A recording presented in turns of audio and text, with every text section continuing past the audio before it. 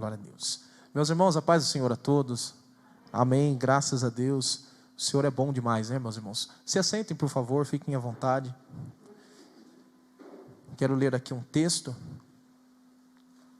mas antes de lê-lo, quero agradecer aos irmãos por todo empenho, todo carinho, toda dedicação. Nós estamos enfrentando dias difíceis, né, da pandemia, porém, uma coisa tem surpreendido, assim, a gente tem visto muitos irmãos crescendo na graça, crescendo no conhecimento, um período de comunhão. A gente tem se surpreendido, assim, né, com as coisas que Deus tem feito no nosso meio, na nossa igreja, e Ele é o dono da obra, né, e Ele não deixa de trabalhar.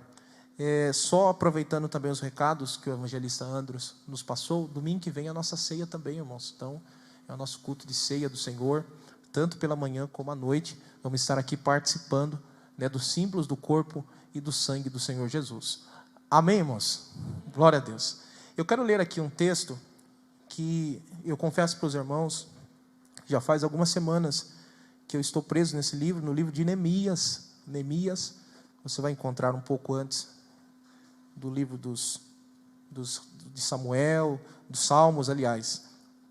Para você encontrar mais fácil, ache Salmos, você volta a Jó, vai voltando um pouquinho, você vai chegar em Neemias, e eu quero ler com você o capítulo 6, os versículos 1 até o versículo 9.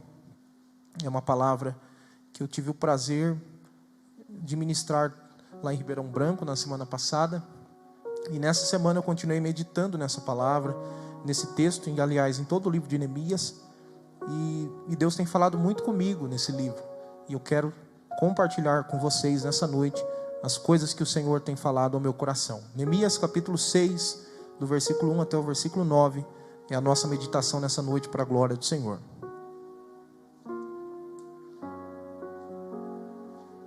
Glória a Deus.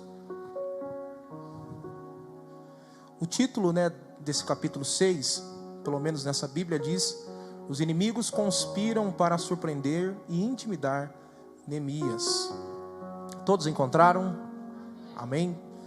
A palavra do Senhor diz assim: sucedeu mais que, ouvindo Sambalate, Tobias e Gesem, o arábio, e o resto dos nossos inimigos, que eu tinha edificado um muro, e que nele já não havia brecha alguma, ainda que até esse tempo não tinha posto as portas nos portais. Sambalate e Gesem enviaram a dizer: vem e congreguemo-nos juntamente nas aldeias no vale de Ono, porém tentavam fazer-me mal. E enviei-lhes mensageiros a falar: estou fazendo uma grande obra, de modo que eu não poderei descer. Porque eu cessaria essa obra, enquanto eu deixasse e fosse ir ter convosco? E da mesma maneira enviaram a mim 4 vezes, da mesma maneira eu respondi. Então Sambalate, da mesma maneira, pela 5ª vez, me enviou seu moço com uma carta aberta na sua mão, na qual estava escrito: entre as gentes se ouviu, e Gesem diz que tu e os judeus intentam revoltar-se, por isso que vocês edificam um muro, e que tu farás rei deles segundo essas palavras, e que pusestes profetas para pregarem de ti em Jerusalém, dizendo: este é rei em Judá. Ora, o rei o ouvirá, segundo essas palavras. Vem, pois, agora e consultemos juntamente. Porém eu enviei a disser-lhe: de tudo que dizes, coisa nenhuma sucedeu, mas tudo teu coração o inventas. Porque todos eles nos provocaram e tentaram nos trazer medo.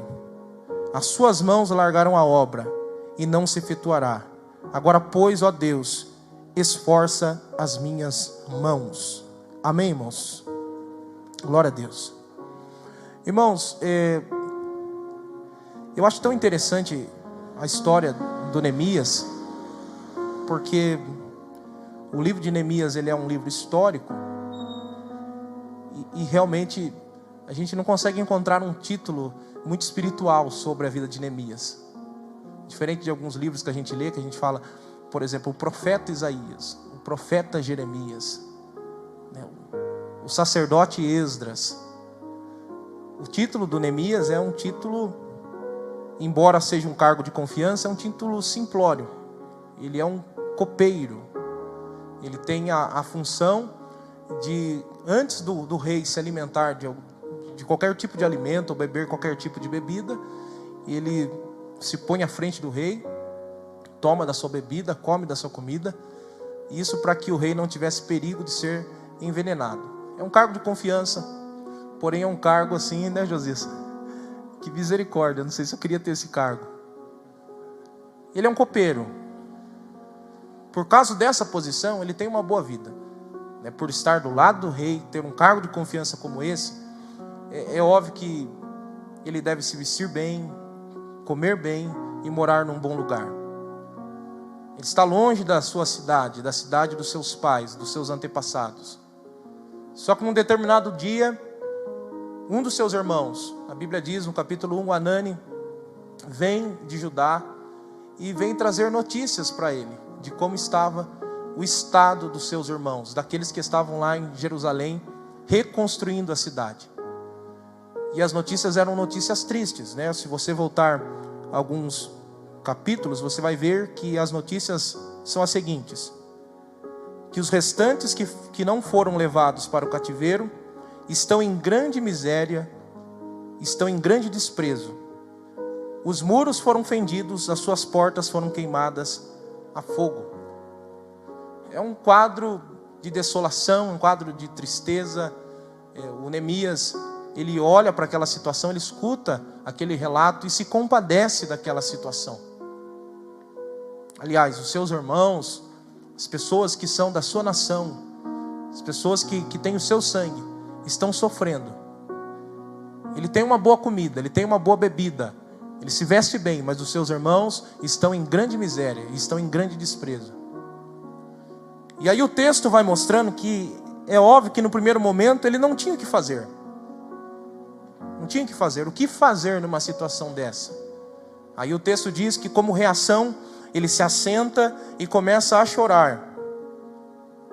E a Bíblia vai mais além, que diz que além de ele se assentar e chorar, esse choro dura por alguns dias. Ele diz: eu lamentei por alguns dias, e ele foi intensificando o seu desejo de fazer alguma coisa, porque depois de orar e chorar, ele também começa a jejuar diante de Deus e pedir uma resposta para o Senhor.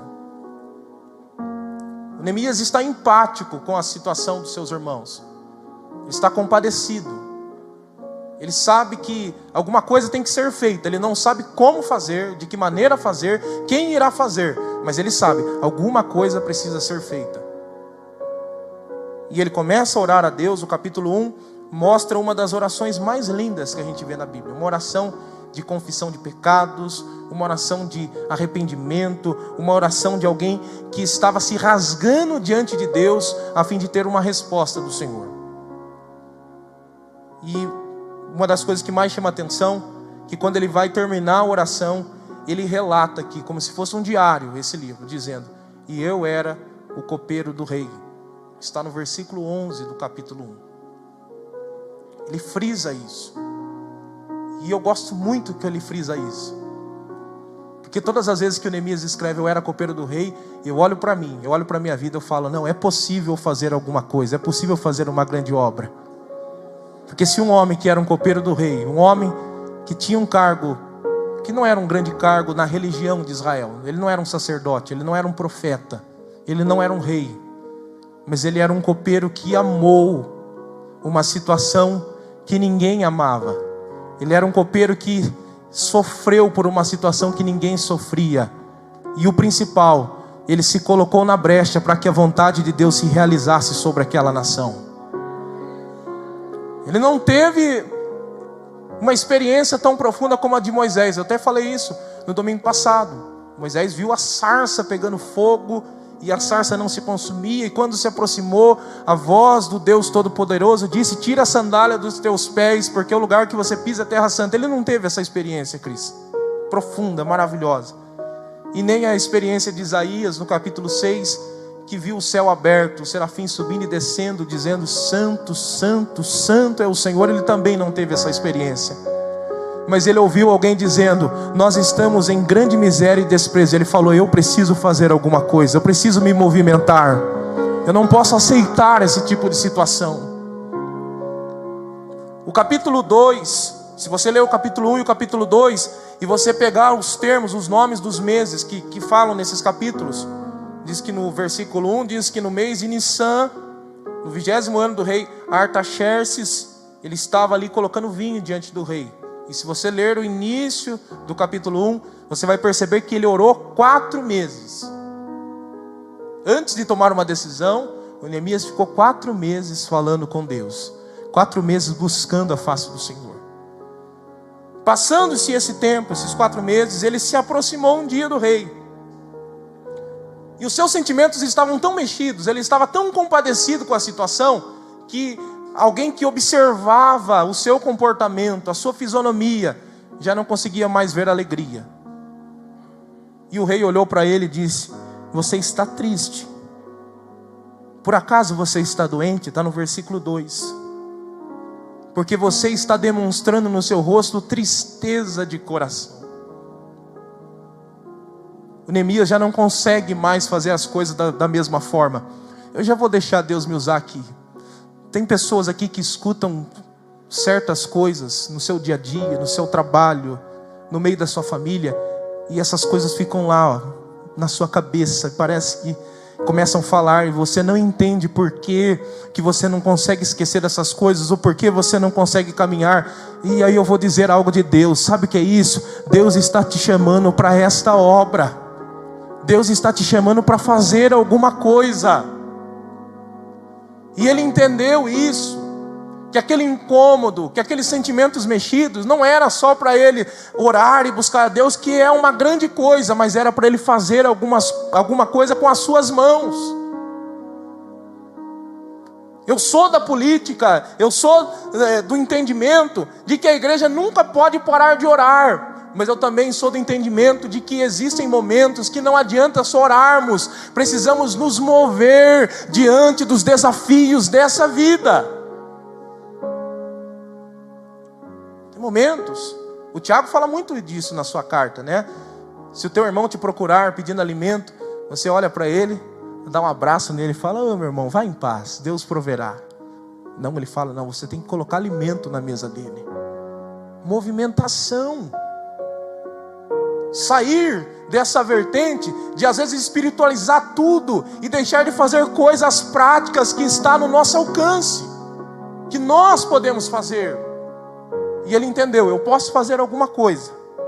E a oportunidade chegou. O rei está lhe perguntando: o que está acontecendo? Por que você está triste? E ele começa a dizer, a falar com o rei: a cidade dos meus pais está assolada. Os seus sepulcros foram queimados, as suas portas foram consumidas a fogo. E o rei olha para ele e fala: pode pedir o que você quer. E aí o texto vai dizer que quando o rei abre essa oportunidade, olha que o versículo 4 diz: então eu orei ao Deus dos céus. A oportunidade estava diante de Neemias, ele já sabia o que queria, mas antes dele expressar aquilo que estava no seu coração, ele falou: eu vou consultar mais uma vez a Deus, para ver se é isso que é a vontade do Senhor. Os nossos interesses, escute isso, grave isso no teu coração, nunca podem sobressair a vontade de Deus. Os nossos interesses, por mais que são bons interesses, boas intenções, elas têm que ser boas intenções e bons interesses que estão no centro da vontade do nosso Deus Todo-Poderoso. Ele orou, Deus falou com ele, e agora o rei está dizendo: olha, aprove o meu coração te enviar. E agora Neemias não está apenas querendo ir, agora ele está sendo enviado para a glória de Deus. Talvez você, escutando assim, você não está entendendo, porque quem quer ir, vai sozinho, mas quem é enviado, vai enviado com proteção de Deus, vai enviado com recurso, vai enviado com um tanto de coisa, porque diferente de querer ir, é saber que Deus está me enviando, Deus está me impulsionando para fazer uma obra. Aleluia! E ele é enviado com soldados, com recurso financeiro, com homens para o trabalho. E ele vai. Só que é interessante que no meio de todo esse processo maravilhoso, começa a se levantar alguns opositores a essa obra. Porque diferente de alguém, às vezes a gente vai lendo os textos e a gente não percebe que esses personagens que nós lemos no capítulo 6, o Sambalate, o Tobias e o Gesem, eram homens que já estavam trabalhando lá, já tinham cargos de confiança, eles eram governadores. Só que quando você vai lendo o livro de Neemias, e você chega lá no capítulo 13, você vai ver que o Tobias, ele era tão mau caráter, tão corrupto, que ele, junto ao templo do Senhor, ele construiu um quarto grande, uma câmara secreta, aonde ele pegava parte de tudo aquilo que o rei enviava e guardava para ele.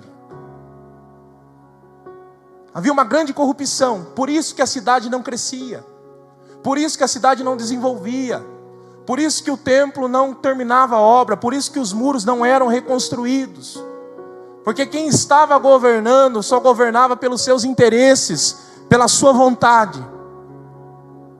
Mas o Neemias está vindo aí, cheio de Deus, cheio de paixão em fazer a vontade de Deus, e esse quadro vai ser transformado para a glória do Senhor.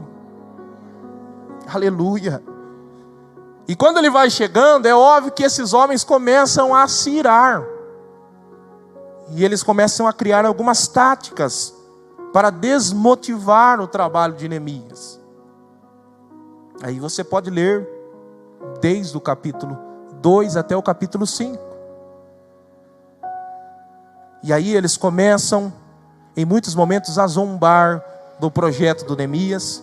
Eles começam a enviar cartas entre os mais nobres da nação de Israel, a fim de que não tivesse apoio o propósito, o projeto que o Neemias estava fazendo. Aí eu olho para tudo isso, eu fico pensando, meu Deus, aonde chega o ser humano? Aonde chega as pessoas? Só que daí eu penso, Senhor, tem misericórdia de nós, porque quantas vezes nós nos portamos da mesma forma?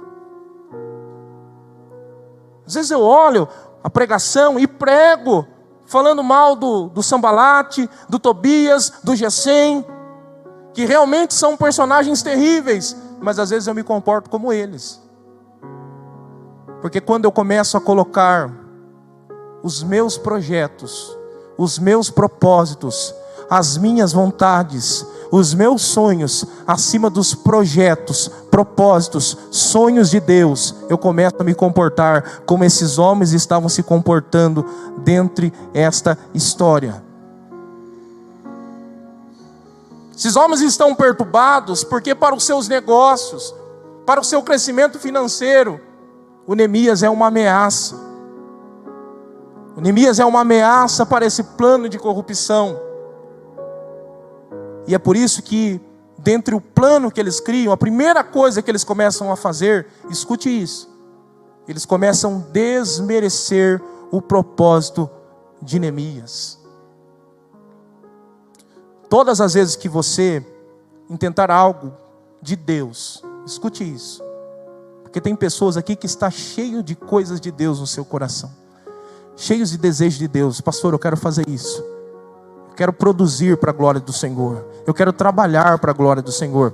Mas todas as vezes que você se posicionar em um propósito de Deus, vai se levantar algumas coisas e alguns adversários para desmerecer o seu projeto, o seu propósito que vai glorificar o Senhor.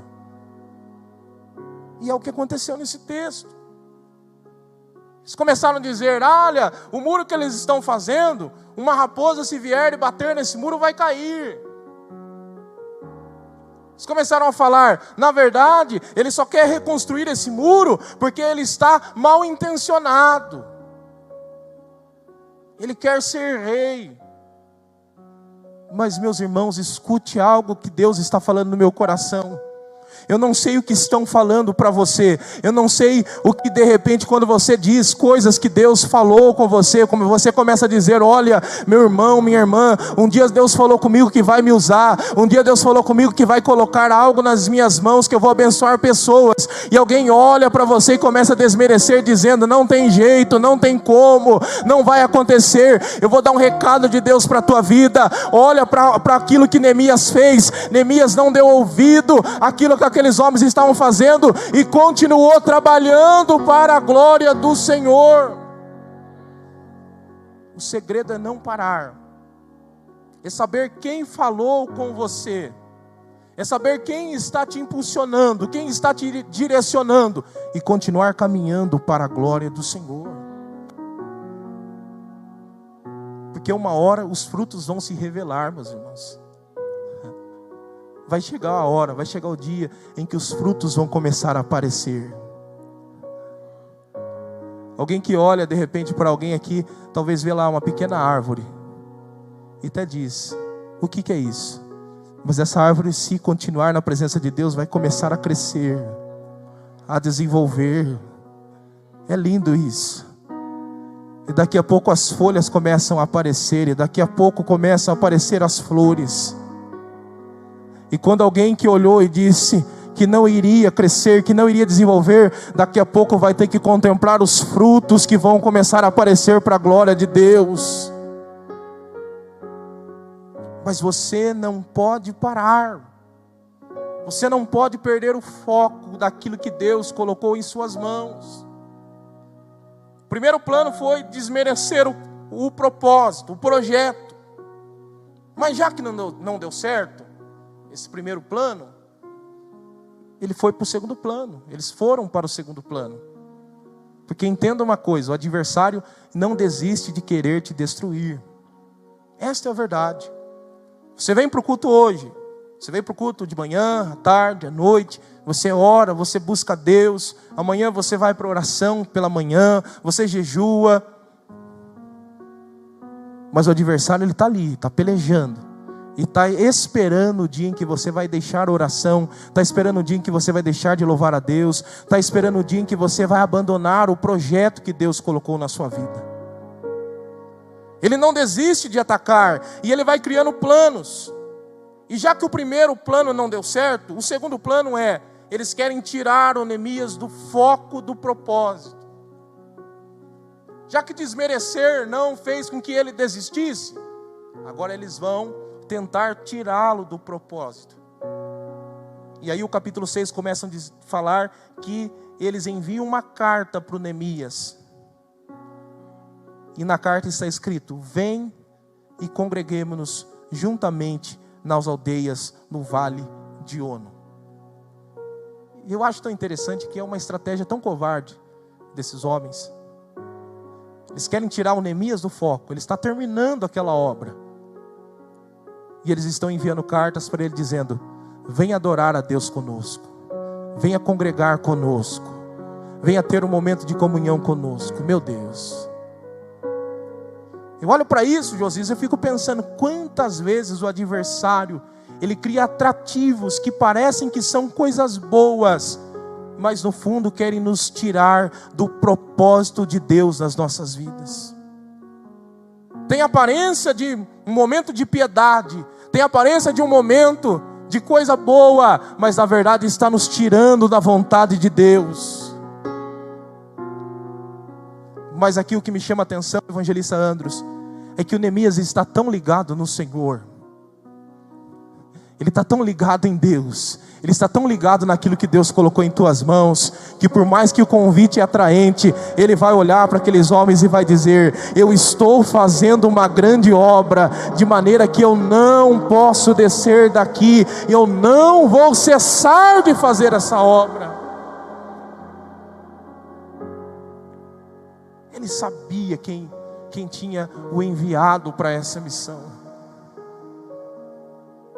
e estava dizendo: aqui não. O convite é bom, mas eu tenho um trabalho para fazer. O que você está ofertando, o que você está oferecendo, até me chama a atenção.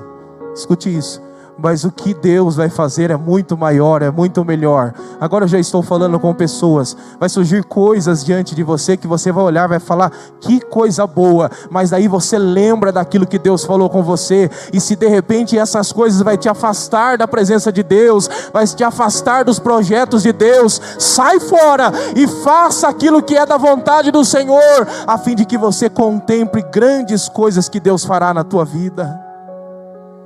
Aleluia!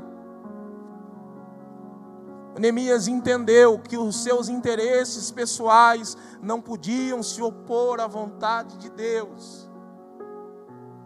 Já falei isso na mensagem, estou falando de novo. Os nossos interesses não podem se opor à vontade de Deus. É por isso que ele não desistiu.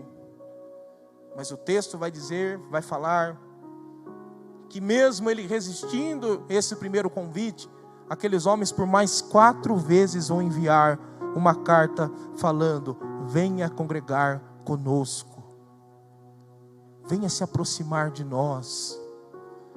E aí o texto vai dizer, vai falar no versículo de número 5, que o Sambalate pela 5ª vez envia um moço com uma carta aberta, com uma carta falada. E nessa carta estava escrito, estão falando que você está edificando esse muro porque você quer se revoltar contra o rei. E que você colocou profetas para pregarem de ti em Jerusalém, falando que você será rei em Judá. Outro plano desses homens contra o ministério de Neemias foi caluniar. Foi querer julgar as suas motivações. Escute isso. Se tem uma coisa que mexe conosco, se tem uma coisa que faz a gente perder o equilíbrio emocional, é quando alguém começa a julgar aquilo que está dentro de você. Começa a julgar aquilo que está dentro de nós. Se tem uma coisa que dói, que machuca, é quando você vai lá, estende a mão para alguém, e alguém que nem sabe do que está acontecendo, chega lá, só fez isso por causa disso, só ajudou por causa disso, só atendeu por causa disso. Mas meu irmão, ignore aquilo que estão falando. Você sabe quem você é diante de Deus, você sabe o que está dentro de você. Se as pessoas estão falando que você é mal intencionado, que você está fazendo as coisas por segunda intenções, deixe que falem. O nosso Deus conhece o teu profundo, Ele esquadrinha os corações, os pensamentos, e Ele vai retribuir segundo aquilo que é o que está dentro de nós, segundo as nossas motivações. Fica tranquilo. Não perca o seu equilíbrio emocional. Nesse tempo que a gente está tendo a misericórdia de Deus em pastorear, quantas pessoas eu encontrei desequilibradas emocionalmente, porque alguém falou, alguém disse, alguém julgou, falando, pastor, falaram isso de mim, falaram que eu só fiz isso por causa disso, e eu estou aqui me justificando. Não precisa justificar, quem justifica é Deus. Deus, Ele justifica você. E como eu falei no início da mensagem, daqui a pouco os frutos vão aparecer, e as pessoas vão olhar para você, e vão reconhecer que Deus é que está operando sobre a tua vida. Aleluia! A única resposta do Neemias foi: de tudo que vocês estão falando, vocês estão inventando, porque vocês querem me atemorizar, vocês querem colocar em mim medo. Se tem uma coisa que o adversário quer fazer com você, com o povo de Deus, é te colocar medo. Vocês lembram do texto do Jesus? Ele foi crucificado, aí ele foi para o sepulcro, começou uma perseguição contra os discípulos, e o Evangelho de João diz que eles se esconderam em um lugar e trancaram as portas, cerraram as portas. Mas os dias passaram, 3 dias passaram, Jesus Cristo ressuscitou, e ele foi de encontro aos seus discípulos, e a Bíblia diz que ele transpassou as portas que estavam cerradas, e encontrou os seus discípulos com muito medo. O medo trava, o medo não deixa a gente caminhar, O medo faz com que coisas boas, bons projetos não se cumpram, porque a gente não quer se arriscar, porque a gente não tem coragem de enfrentar. Nós não somos um povo que fomos feito, criado à imagem e semelhança de Deus, para vivermos debaixo de um jugo de medo, de temor. Não, Ele colocou sobre nós um espírito de coragem, de ousadia, espírito para que nós possamos enfrentar os grandes desafios dessa vida, sabendo que as nossas mãos são fracas, mas as mãos dele é poderosa para nos sustentar, e não há barreiras que possam suportar a ação de Deus sobre as nossas vidas. Aleluia! E aí ele está dizendo: vocês querem me colocar medo, as suas mãos largaram a obra e não se efetuará. É isso que vocês querem. Em outras palavras, o Neemias está já orando a Deus e falando: vocês querem que eu deixe de trabalhar, vocês querem que eu tire a mão do arado, vocês querem que eu desista do propósito de Deus. Vocês estão criando muitos planos, estão desmerecendo a obra, estão querendo me tirar do foco, estão querendo me causar medo. E de certa forma ele até confessa que em alguns momentos, é claro, que com tanta pressão, com tanto jugo pesado, em alguns momentos fica difícil caminhar, as mãos ficam pesadas. Mas na sua oração ele diz algo que eu acho maravilhoso. Ele está relatando toda a perseguição, mas agora ele olha para Deus e diz: agora pois, ó Deus, esforça as minhas mãos. Eu acho isso tão maravilhoso. Sabe uma coisa que todas as vezes que eu olho para a Bíblia e vejo Deus operando, é quando alguém chega diante dele e fala: Senhor, eu estou aqui na brecha, eu estou me posicionando para essa missão, mas eu sozinho aqui, eu não dou conta. Eu lembro de Moisés, quando vejo esse texto, quando Deus fala com ele: você vai lá e vai falar com o faraó. Ele fala: quem sou eu que vá até faraó? Êxodo capítulo 3, versículo 15. Jeremias, quando Deus chama ele: Senhor, eu sou apenas uma criança. O Gideão, quando Deus fala com ele: eu sou o mais pobre de Manassés e da família mais pobre. O Pedro, quando volta da pesca maravilhosa, e aí Jesus chama ele fala: ausenta-te de mim, porque eu sou um homem pecador. Eu acho esses exemplos tão maravilhosos, porque Deus não está procurando super-homem, super-mulher, pessoas que estão dizendo: não, eu aguento o tranco, eu sou forte, eu não preciso de ajuda. Não, Ele está procurando valentes, que enfrentam batalhas, que estão prontos a ir até o fim nos projetos, nos propósitos, mas que em alguns momentos sabem reconhecer que são limitados, que são fracos, mas nesses momentos eles não param, eles não desistem, mas pelo contrário, eles olham para o alto e falam: Senhor, esforça as minhas mãos, me ajuda.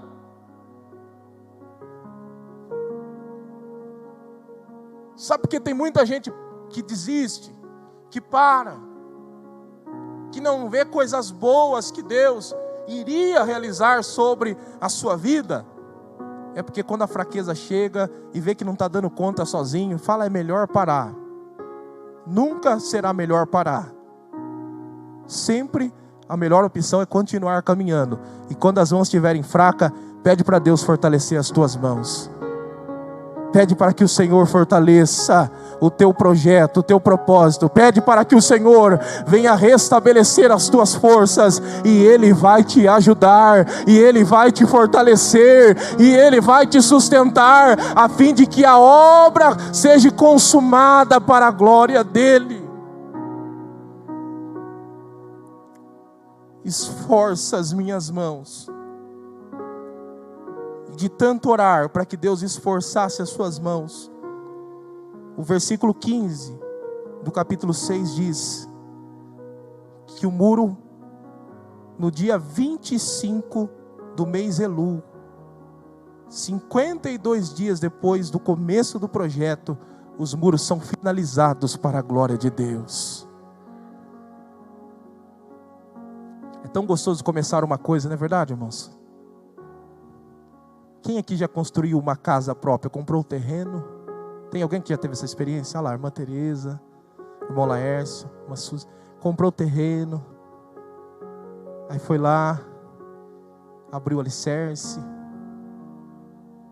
colocou lá a ferragem, fez o baldrame, fez as vigas, fez o alicerce lá com o tijolo, subiu as paredes, aí foi lá, cobriu, rebocou, fez o contrapiso, colocou o piso, colocou as janelas, fez parte elétrica, parte hidráulica, pintou a casa, e aí a família toda entrando dentro daquela casa. Que coisa boa!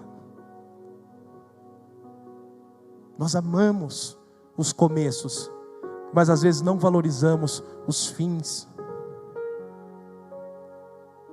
Amamos o começo, mas ignoramos que no meio de que o projeto seja consumado, haverá uma série de dificuldades, uma série de desafios. Mas as dificuldades e os desafios, eles servem para que no final de tudo, eu vou chamar lá meu amigo, Cris, tá vendo essa casa? Eu comecei um dia lá atrás. Eu tive até que parar algumas vezes, porque me faltou recurso. Aconteceu isso, aconteceu aquilo, mas olha lá, eu terminei para a glória de Deus. Eu fui até o fim para a glória de Deus. Irmãos, eu estou falando de coisas materiais. Agora comece a pensar comigo com uma visão espiritual. Que coisa boa, você que chegou aqui um dia longe de Jesus, sem saber o que é o Evangelho do Senhor, ouviu a palavra, aceitou Ele como Salvador e Senhor da tua vida, desceu as águas do batismo, continuou caminhando, começou a fazer alguma coisa para a glória do Senhor, a se mover de alguma forma, e aí sabe qual é o grande prêmio? Vai ser um dia que você vai chegar no céu diante dele, você vai viver em um lugar onde não há choro, não há sofrimento. Então comece e termine para a glória de Deus.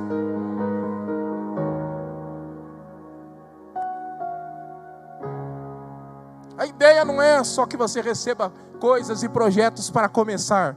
A ideia é que você receba projetos e coisas para você terminar, para você ir até o fim. E aí eu estou terminando esse momento. A gente vai louvar a Deus com uma canção. O Ministério do Louvor, me ajude com uma canção. Mas antes deles estarem aqui louvando e nós orarmos a Deus, sabe uma coisa que chama atenção? Que para muitos foi a reconstrução de um muro. Para o Sambalate, para o Tobias, para o Gesem, era apenas um projeto de um muro. Mas para Deus, para o coração do Senhor, foi um grande momento de avivamento sobre a história de Israel. Porque quando os muros foram terminados, quando eles foram reconstruídos, já não havia mais trabalhos manuais, já não tinha mais necessidade de bater massa, já não tinha mais necessidade de enfrentar esses opositores que queriam impedir a obra. Sabe o que o Neemias começou a fazer? Ele começou a pregar a palavra do Senhor. Ele chamou o sacerdote Esdras, isso está no capítulo 9. Chamou todo o povo de Israel e começaram a ler lá aquilo que Moisés escreveu. De como Deus os tirou do Egito, de como eles passaram pelo Mar Vermelho, de como Deus os sustentou no deserto, de como eles entraram na terra prometida. Ele começou a ler os seus pecados, e no meio daquele momento em que lia sobre os pecados que eles cometeram para chegar naquela situação, eles começaram a confessar os seus pecados, começaram a reconhecer que erraram, começaram a reconhecer que falharam, e daqui a pouco eles estavam quebrantados, chorando na presença do Senhor, desejando mais da presença de Deus e se envolvendo com as coisas que glorificavam o nome do Senhor. Para os homens era um muro, para Deus era um ponto de partida para um avivamento. Para os homens era um momento ali material, para Deus era uma ação sobrenatural que Ele desejava fazer sobre aquela nação. Se coloque em pé, igreja do Senhor. Se coloque em pé, feche teus olhos, coloque a mão sobre o teu coração. Antes dos nossos irmãos louvarem, eu quero orar pela tua vida. Tem muita gente que começou coisas e não terminou. Tem muita gente que começou coisas e parou no meio.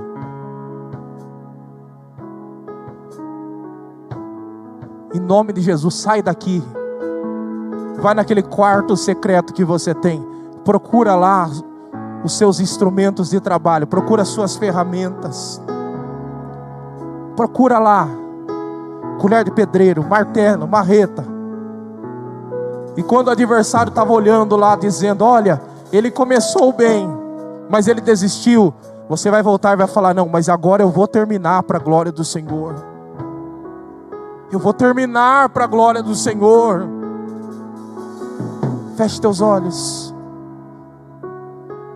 Senhor Deus, oh Espírito Santo de Deus, aqui está o teu povo, aqui estão os teus filhos, Senhor. Senhor, há muitos que começaram a trilhar uma grande obra, que em algum momento da sua vida foram impulsionados a iniciar um projeto, um propósito, mas as lutas vieram, os opositores vieram, e com o passar do tempo, muitos abandonaram as suas ferramentas, muitos esqueceram dos projetos que o Senhor estabeleceu. Mas nós estamos orando nessa noite, e como Neemias fez, dizendo: eu estou fazendo uma grande obra e não vou sair daqui. Que o Senhor possa despertar, Senhor, vidas, que o Senhor possa despertar propósitos, a fim de que a tua obra seja concretizada para a tua glória sobre vidas aqui. Oh Espírito Santo de Deus, nós oramos, Senhor, confiamos na tua graça, confiamos no teu poder, e que em nome de Jesus todo mal caia por terra, e que nós possamos chegar até o fim para a tua glória, em nome de Jesus.